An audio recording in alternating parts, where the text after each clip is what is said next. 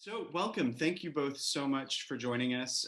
For everyone who just watched the film, we have writer-director Corinna Faith and the star of the film, Rose Williams.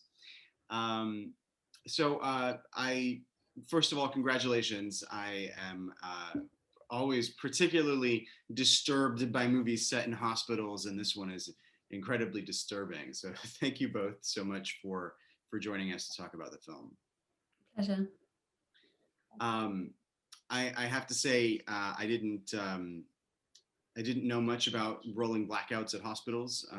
It seemed like an incredibly good premise to set a story like this, and I'm curious how that idea came to fruition and where did it come from? Is that what set the story in motion?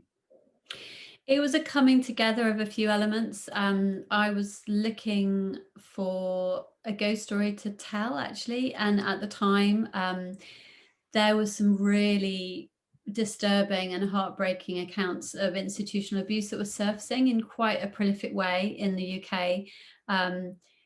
Decades of stuff that had been covered up, and that was very impactful for me. And I wanted to write about that. And the institutions at large that these things happened in. And in researching that, I came across an image of a telephonist doing her job at a desk, but with an oil lamp. And it was just in the complete darkness. It was such a gothic, ghostly image that I just thought the things combined perfectly. And actually the time frames matched pretty much. So all those elements combined to give me the setting. I I'm just curious if you had a hospital in mind when you started to write this, or if it was all something that came once you had the script down. I mean, the setting itself is so evocative. It feels like it's almost tailor-made for this hospital. Yeah, no, that was just a massive piece of luck. It was exactly what I imagined and what I wrote. And there have been a lot of huge institutions like that in this country, but most of them are now shut down, or the vast majority of the parts of the building shut down have been turned into flats or whatever, redeveloped for different use. And as fast as we found them, they were gone. And I was getting a bit concerned because I didn't think we could create anything like the scale that I felt we needed by building a set with the budget that we had. But then at the final hour, a whole huge area of this hospital that we shot in shut down to the NHS use and was opened up to filming use. So we just got this window before it was also due to be redeveloped. It was just extremely lucky. And it was in the East End of London where the story was set, because it could have been anywhere in the UK. We'd looked in Ireland and Scotland and Wales and everywhere, but it was right on our doorstep. Wow, it's fortuitous. Um, Rose, I think that this film is a really great example of how horror can take the trauma of a character and sort of manifest itself in an outward way. And I'm curious to know what appealed to you about playing this character and sort of having those demons externally manifested. Yeah, that exactly was the draw. I remember seeing female writer director. I'd seen Care and thought it was fantastic, along with the audition, which is very rare. I'm not even sure if it had meant to happen, but I got sent a lookbook and the images that had been pulled and the colors and the feel, and then reading the script, and Corinna's writing captures, like, so without many words, the eeriness of the space, the very specific window of time in the early 70s, the culture of the East End. My mother's mother was a nurse. That the family was from London. She worked in Great Ormond Street, which is a children's hospital in London in the 60s. And there were all of these elements that just appealed to me in such a huge way. But really the driving force, and my passion, and Corinne, I think our shared passion of telling this story of women that have been silenced and giving Val that space to dive into the darkness, and the connection between all of the female characters in the story. So a number of elements that were really, really appealing to me, and so grateful to have been given the opportunity to explore through Val for me in my life.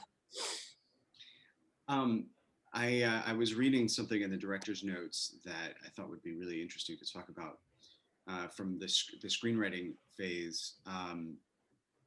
That you were, Corinna, that you were writing during the explosion of resistance to silence and passivity that came with the Me Too movement. And you were telling the story of your own journey at that moment too. I'd love to know how you sort of originally envisioned this story, and then how these elements started to reveal themselves to you, and how it took it in a different direction. Well, it's kind of two separate things in terms of the Me Too movement, which was exploding as I was writing some of my final drafts. It just completely changed the psychological landscape for me of what I was doing, because I was writing about complete and utter silence and no window of opportunity to speak out at all. And actually, I had a different ending, which was our main character being sucked into the complicity around that and actually becoming part of that silence herself. And then because of the Me Too movement, I just felt, no, I don't, this is, something is happening here, and I want to give an ending that's more optimistic and more cathartic and more rageful, rather than kind of depicting more silence. So it was really instrumental in that way, and I just felt I just had to look around me and respond. I mean, in terms of my own voice, it was just a really interesting subconscious thing. I think that by the time I'd got to the end of the edit and I was looking at it, and I saw that I created something with everyone else about females finding their voice, and I kind of went, oh, that's interesting. I think that's what I've been trying to do for a while. So yeah, that wasn't really deliberate, but it was a very it was a curious thing to come out of it.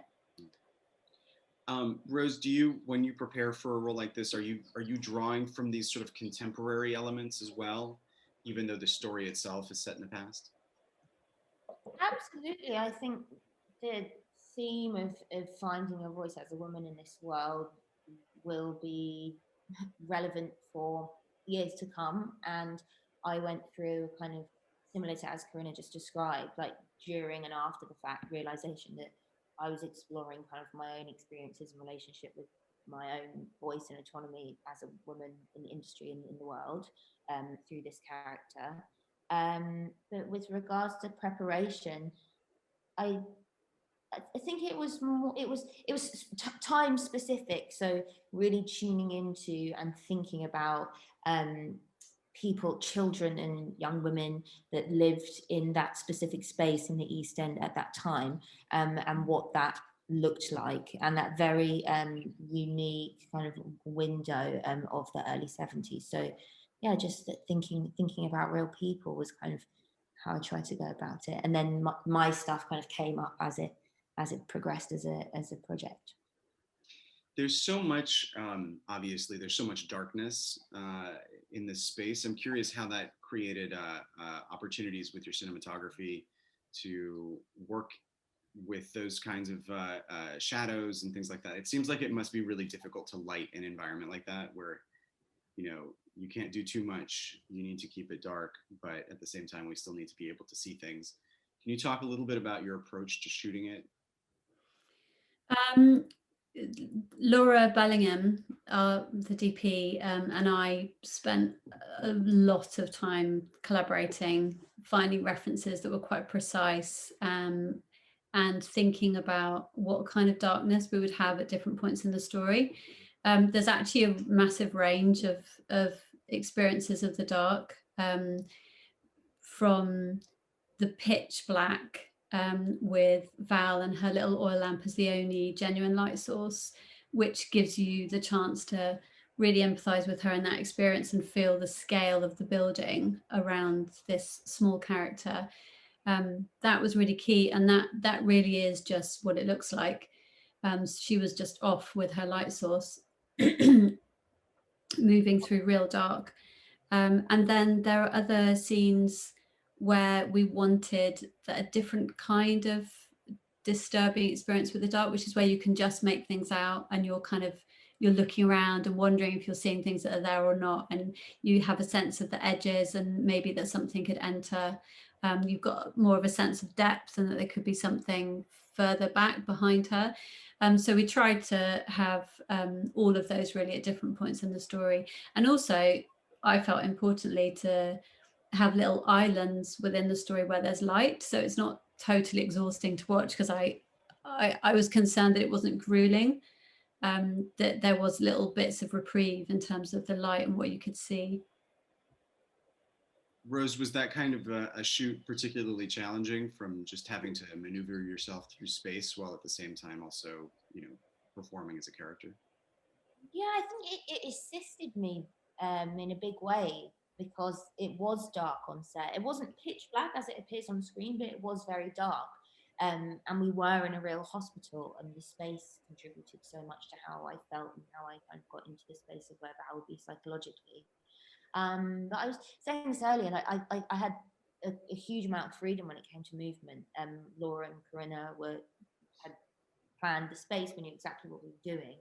And so I was kind of just able to explore how I felt like genuinely in the dark. So it was really helpful for finding how the character was feeling.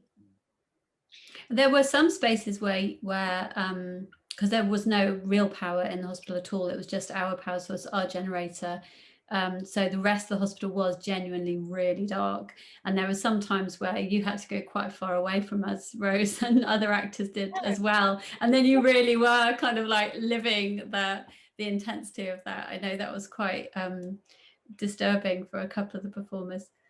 Yeah, it was. There's a sequence where I'm walking down a corridor, and there's a moment where the supernatural presence has reached and physically kind of touches me. And the fear in my face at that point was real that night. I was genuinely really scared. That sounds terrifying. I was going to ask you about performing, sort of like the performing terror. It sounds like you had a lot of genuine assistance from the set.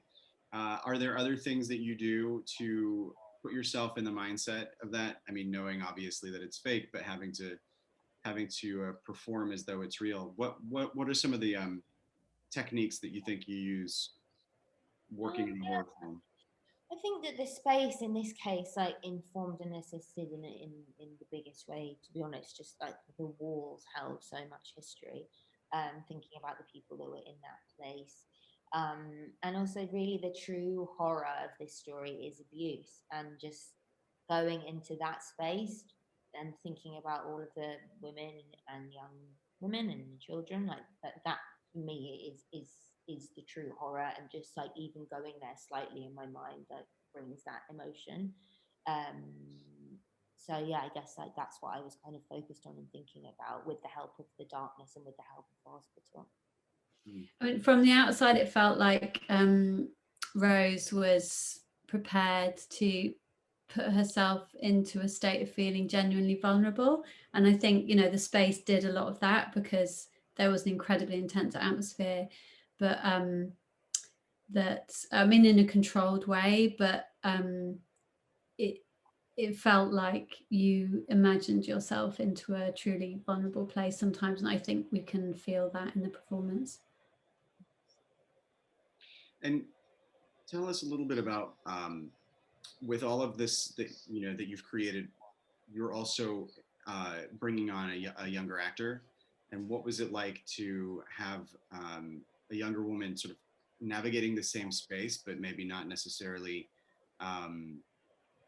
as mature, to just kind of like, I'm sure that there's a certain amount of safety in terms of delineating what's real, what's not, and keeping her safe on set. Are you talking about Shakira, who played Saba? Yes. Yeah. Yes, there was, in terms of kind of, safeguarding her, she was not at an age where she wasn't aware of the themes in the film. So for me, it was just very important to be very upfront with the context, so that there was no kind of fudging of what the story was about. So that was conversations. But Shakira, Rose can talk about Shakira because they had a really great bond on the whole thing, and Rose looked after her hugely. Oh yeah, Shakira was amazing. She helped me so much on this film. She's such talent. She hadn't done any dramatic acting before. She'd been on sets, but she hadn't done any dramatic acting. And just to watch somebody be given direction and told an emotional statement, to be able to just snap into that space was really beautiful and humbling. And I learned a lot from her. But Shakira as a personality is very vivacious, very loud, very bright, very quick. And very fun and very light, and she kept me going, if I'm honest. Like she could go into this space of pain and then just like snap out of it and make me laugh and do a TikTok or a Snapchat or and she was really remarkable. She was fantastic to have around, wasn't she? Because she was just kind of in play mode still, because she is a child essentially, you know, that year when she's doing it, you know, she's becoming a young woman, but she's still a child. And it's so joyous to work with somebody at that age who doesn't, there's no kind of forethought really. She just plays into the moment and then she's out of it. And it's just all really straightforward, and it's really lovely to have that presence around. God, I hope Shudder releases the companion TikTok videos that were shot on the set. I think there's probably some absolute stonkers, isn't there? There must be some classics. Yeah, I haven't seen any of them myself. God, there was always a lot going on with Shakira Rose in the background while I was running around with sorting stuff out. Really made each other laugh. Like I really made each other laugh, actually. Yeah, got the giggles. Tell us about the some of the more complicated design elements that go into shooting something set in the early 70s. Is there anything that you had to create that wasn't sort of readily available at prop houses or costume houses in terms of either production design or costume? Our design approach, myself and Francesca Masariol, was that we wanted to capture the essence of the time rather than kind of get concerned with nailing it in every way accurately, because we simply couldn't afford it. We didn't have a budget that would allow for a lot of props. Medical props, it turns out, are the most expensive historic props, because I think they're very popular and they're used on TV a lot. So we couldn't actually even have as many of those as we wanted. So we decided to just make a virtue out of the sparsity of the space and let that feed into the whole atmosphere. And actually looking at historical archive, hospitals were really, really different. They were very stripped back. The medical gear was minimal, even for intensive care. So that was quite helpful. And we probably pushed that a little bit further. But we decided to try and replicate the era more through like the patterns and colours of a fabric in shot and the colours of the walls, which were all colours that were taken directly from the era. And colour was our kind of biggest period and atmospheric tool throughout the whole thing. Tell us a little bit about how closely the final feature is to the first version of the script that you wrote. Like, what would you say are besides the changes to the ending, what other things do you think evolved as you were in production? Production-wise, one interesting thing was that the mural wasn't really in the script particularly, and that was something that the design department evolved. There's a mural in the children's ward that the ideas for what you see evolved through the shoot. I mean, I think probably the biggest change, actually there was another really key thing, which is in the very final scene, without spoiling it too much. We weren't always going to see all the girl characters, and then I realized that we really needed to give them all their own end together, and that the entire point of the story was that they were together. So that was actually quite a massive thing that wasn't written in, that in hindsight was hugely obvious, but it didn't really occur until we saw everyone performing and doing what they brought to the whole thing. But there were quite a few structural changes that happened in the edit, which changed the whole kind of back section. So structurally it's different from what I wrote. atmospherically it's pretty close. Mm-hmm. Well, that's a very interesting thing, to be able to change structure in the edit. You can't necessarily do that with every film. So could you tell us a little bit about how you, what you played around with to get to what you landed on? It was actually a kind of an interesting process in that we had one cut of the film which was really strong in its own way, with my first editor, and then we brought in another editor purely for the sake of throwing it up in the air to see if something else would land, and they actually imagined some changes to the way you could order things that I couldn't possibly have come up with as the writer director, because I was still quite locked into a particular way of thinking that it had to work. So it was just a brilliant example of allowing somebody completely detached from the process to come and have a look and bring something unexpected, which is always brilliant. Rose, what was the hardest part of playing this role? Was there anything particular about the story, the character, or the environment that was new for you? Yeah, it was all new, really. It was probably the most, like, I've never collaborated in such a way before on a project before. Like, I've done mostly TV, and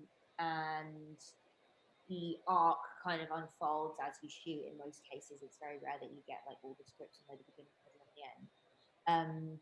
So that structure of like knowing the backbone of where the story was going to go was something new for me. But like, challenge wise, I think embodying a time period, I was really conscious of doing my best to give Val the feel of a different time, and for her to be a representation of a kind of like collective of young women that go through an experience.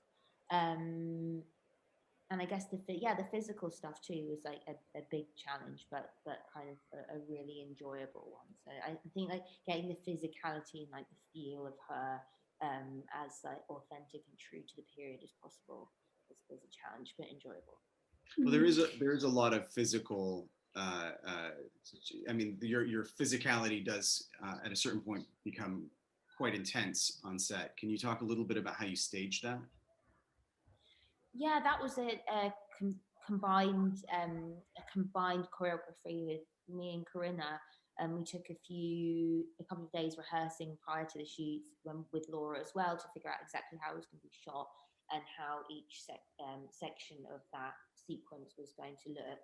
And essentially what we wanted, or Corinna wanted that to look like, was what an assault would look like without the abuser being present, and like that being the horror of that moment. And then we kind of came up with ideas together as to how to kind of push it, and we had a couple of those on set where we kind of did something random, but essentially there was this choreography that we came up with together, which I was really looking forward to, because when I first read the script, that was something that really drew me to the project as well. I kind of wanted to explore my physicality and push it as much as I could if I had the opportunity. So yeah, it was a really big part of the process for me. Really enjoyed. And did you do this entirely? I mean, is it just you, or is there something that's been digitally altered that we're not seeing? In the possession scene? Yeah. No, that's all Rose. Wow. That is literally her performing it like a dance, because she had the confidence to really push herself out there, because we'd worked it out together. I mean, I think in lots of ways this role was incredibly physically challenging from the outside, watching Rose in many different ways.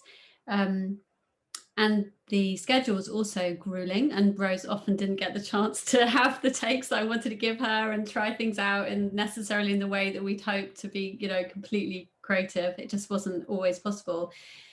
So creating a space where I think there wasn't a lot of hierarchy, and all the HODs really supported each other and really backed each other up, and that Rose, I hope, felt kind of ownership of the role to some extent, and she was like the HOD of her area, really.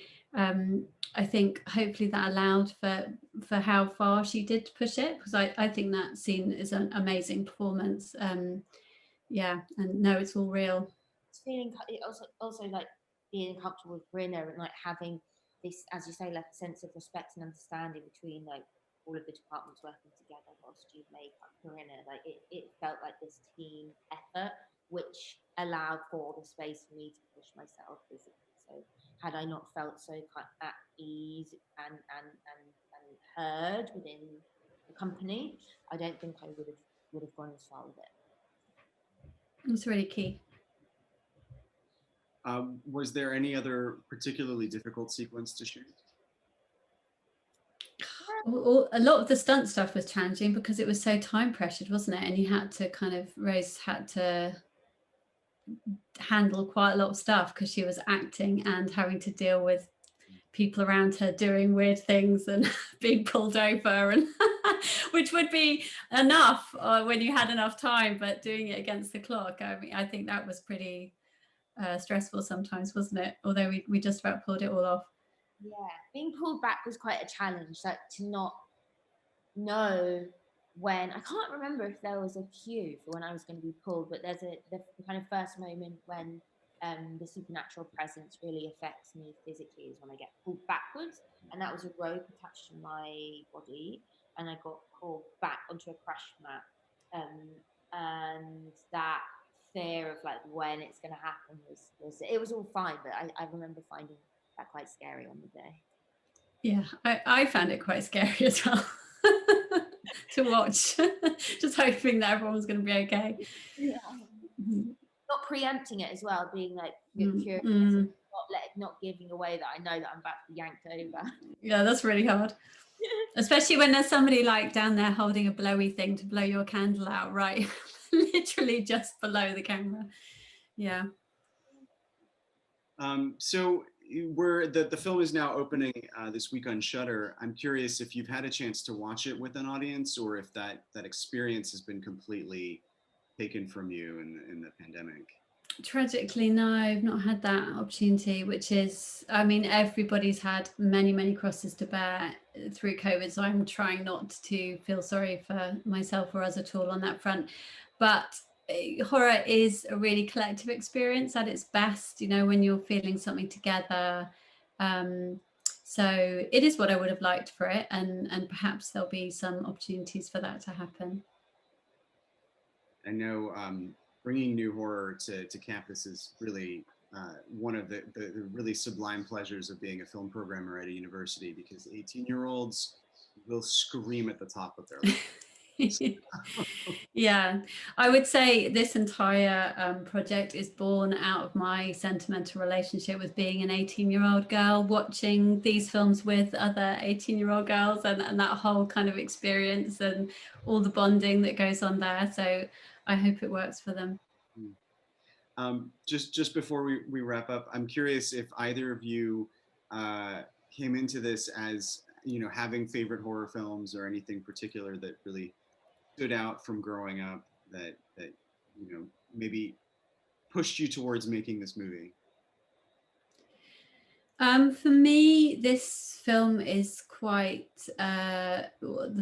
maybe the whole front part of it is quite a direct response to The Innocents by Jack Clayton, which is a film that I really love, and perhaps later parts are more influenced by my love of Asian horror, so particularly Tale of Two Sisters, stranger, more macabre type of horror. The Shining and Stephen King is in there generally, as it is for most people. Me as a horror-wise, I it was such an education learning through Corinna. She's some of the most amazing watchers. I enjoyed horrors as a teenager and had my Kubrick phase. But I continue to enjoy horrors. Actually, there's one that I've always loved, and then only after shooting this did I understand why I loved it so much. I've always loved Gothica. I guess it's more of a thriller, but the story, there's that catharsis at the end, and it is about abuse, and I've always loved that film so much and seen it so many times. And then after I shot this movie, I realized why I liked it so much. That's interesting. There's a couple of other source films that I'd recommend for students to watch if they haven't, because they were new to me as well, which didn't influence the writing, but when I discovered them really influenced the production, and that was the early Robert Altman films. So Three Women and Images, which I just found so memorable in terms of the way they explore identity and self-image, and the way he uses sound design in those films, and they became quite a big feature in our design overall. Thank you both so much for sharing your experiences making this film. I'm so excited that we're going to get to share it with the students, and Right. I hope at some point you get to see it with an audience. I think Thank you. Very rewarding when you get that chance. And thank you so much for calling in from across the pond. Pleasure. It was good to talk to you. So best wishes. Thank you everyone who came to watch the film tonight, and have a safe, I guess, a safe rest of your week. And thanks, Alex. Cheers.